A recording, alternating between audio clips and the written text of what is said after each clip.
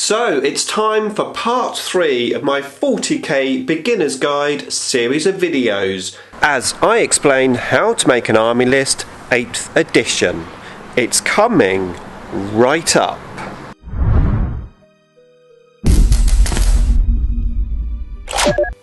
Nick speaking and welcome to this video, and if you're new to the channel and you want to learn about Necrons and more, then please subscribe and hit the bell button to turn on all notifications so you don't miss an upload. Now, as always, these videos are aimed for total beginners, and I'm hoping to give you some good ideas on how to start a list and the best way to construct it. Now, in the previous episodes we looked at detachments, and then we looked at the data cards and how the codex works. What we didn't look at was the stratagems and psychic powers, and the reason for that is this is going to be the next step when making a list. So let's have a chat about that. Now, one thing I would recommend is that you do not copy other people's lists. You can look at their lists and maybe just get an idea of what they're doing, but a direct copy really doesn't help you because, well, you won't know why they've chosen that particular list, what the units are supposed to do and how they interact with each other. Writing your own list will really help you in the future. It may take you a little bit longer to get there, but when you get there you'd have all the experience of writing those lists, playing those armies and tweaking the lists as you go along. So, where to start? Well, personally, and this is what I'm going to recommend to you, is to start with one thing. One thing that you want to play or do. Now, this could be absolutely anything. It could be the latest unit you've just finished painting. It could be a particular dynasty or faction that you want to try out. It could be as little as a warlord trait or a weapon that you want to field on the table. I've found over the many years that I've been playing this game that this is a fantastic way to start your list. Right from the beginning as you just start out, but also as you gain experience over the years, it's just a fantastic starting block. Now, sometimes as you gain experience you may find that you'll end up making theme lists around this particular thing. So you might, for example, want to play Necron flayed ones. Well, sometimes that can lead you to playing 60 flayed ones, but either way it is a great starting point. After all, you have to start your list somewhere. Now, whether you're new to the hobby or not, I would love to know how you start your army lists. Let me know in the comments box below. So with that in mind, let's jump back to the codex and have a look at the stratagems and the psychic powers. Okay, so let's start off with stratagems. Now, we're in the Necron codex here, and there's 3 pages worth of stratagems, and each one has a value next to it. 1 CP or 2 CPs. This is how many command points these stratagems cost you. And in the first video we looked at building battalion detachments and detachments that give you as many command points as possible. And the reason for that is these stratagems right here. Now, of course, each codex has a different range of stratagems, but most of them are dedicated to your particular codex. Actually, they can be dedicated to a faction within the codex. So, for example, there's a Novok stratagem, there's a Sotek stratagem. These stratagems here are designed for your particular dynasty. So if you had a Sotek dynasty, you of course can't use a Novok stratagem. A lot of the stratagems in the codex will be designed for particular things, and this is one reason why I've left this section of the codex to this part of the series, because, well, you may find there's a particular stratagem that you want to use to build your army around. And don't forget, the main core rulebook here has 3 stratagems which anyone can use. The most popular is a command reroll, where you can reroll 1 dice per phase. You'll also find there'll be some extra stratagems in things like the chapter approved updates and campaign books like the Psychic Awakening. Either way, it's a good idea to look at the stratagems And once you've built your army list, then pick out the stratagems that you think you'll be using during that game. It can be very confusing when you have so many stratagems. What I like to do is pick 5 or 6 key stratagems that I'm going to use for that particular list. In that way you won't be wasting your command points. You'll know exactly what you're going to use them for. And like I said, you could potentially pick one stratagem and make a whole list around it. So for example, extermination protocols, which gives destroyers a re-roll of hits and wounds for just 1 command point. You might say, well, this is the stratagem, I want to use that, and start your list with a unit of destroyers. And that brings me nicely on to psychic powers, which of course Necrons don't really have. So I've brought out the codex, where actually there's quite a few psychic powers. Now these work very similar to stratagems, but as opposed to using command points for the abilities, you use psychers. Some of them affect the actual psyker himself, and some affect other units within the armies.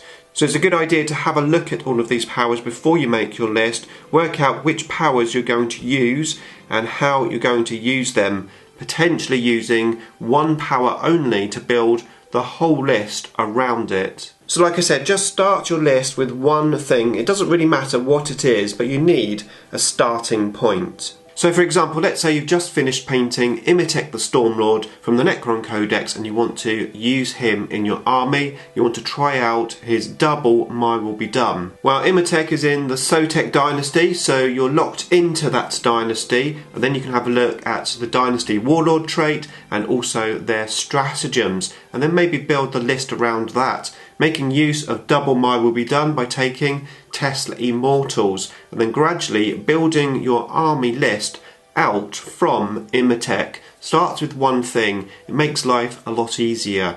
But what we also need to look at is the actual composition of the army and the best way to get the most out of your list. Okay, so I've got my notepad here. Now I'm not going to write a list, but I am going to give you some pointers on a good system to use, especially when you're starting out, to help you along your way.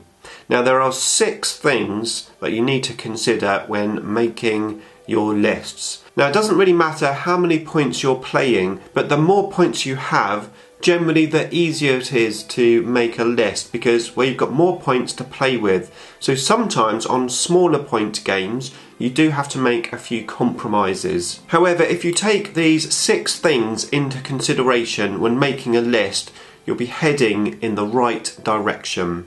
Okay, so I'm going to write down all 6 key points here. The first 3 is going to be about army composition. Now, army composition can come in many formats. There's many ways to make an army list. However, regardless of the format or the theme of your list, i.e. whether it's an assault army, a shooty army, a psychic power army, all of those themes, you will need to take into consideration these 3 main things. These are the things which are going to help you win the game. Okay, so the 3 things are attack, support, and defense. If you can look at your army and split them into these 3 categories, well, it gives you a good chance of winning the mission, because you'll know exactly what units will be doing what. It will help you have a plan for the army. Now, I'm going to get one of my armies out in a minute, and we're going to take a closer look at my army, and I'm going to show you how I've done my particular system. So yes, you need units which can go out and attack your enemy. You need units which will support either the attacking units or the defending units, and of course the defending units are the ones which generally take mission objectives. Now the good thing about this system is that you have a plan for each particular unit, and that plan could even be for the unit to be killed during the game. Actually, that's a great thing about this system. It helps you plan what you want to do on the table. Now I always envisage the end of the game, and I think to myself, what do I want to be alive at the end of the game to take mission objectives and to help me win the game? And usually it's the defense units. The units in this category are usually the ones that you want to stay alive. The attacking units will almost definitely die, and that's probably what you want. You want them to go out and attack your enemy and cause a distraction, cause them problems and make them shoot. So your attacking units usually die first. However, if you have some good supporting units, units which can help your defense units and units which can help your attacking units, potentially the support units could take the heat off of your attacking units. And if that's happening, then the chances are your defense units will also be nice and safe until later in the game. So having this system really does work when it comes to missions. Now once you've got your attack, support and defense units, you then need to have a look at your list and say, well, can I deal with these three things? Tanks, armour and hordes. Now these categories do actually cover quite a lot of things. So when I say tanks, I mean basically something with high toughness and multiple wounds. It could be monstrous creatures, but that type of unit you need to be able to deal with. When I say armour, I mean infantry with good saves, a 2+ save or a 3+ save. In other words, have you got enough guns with good AP on them? And of course when I say hordes, I don't necessarily mean a whole horde army, although of course you could come across that. But can you deal with chav units? Things like cultists, 30 Zangors, that type of thing. Do you have enough firepower to do that? If you can take on all three of these categories and fill out these sections here, attack, support and defence, well, you've got a good chance on the table. Now of course the less points you have, the harder it is to utilise this system, but if you think about your army in this way, it is a great starting point. At 750 points you may not have enough points to put in an anti-tank gun, but that doesn't matter because the chances are your opponent might have no horde weapons.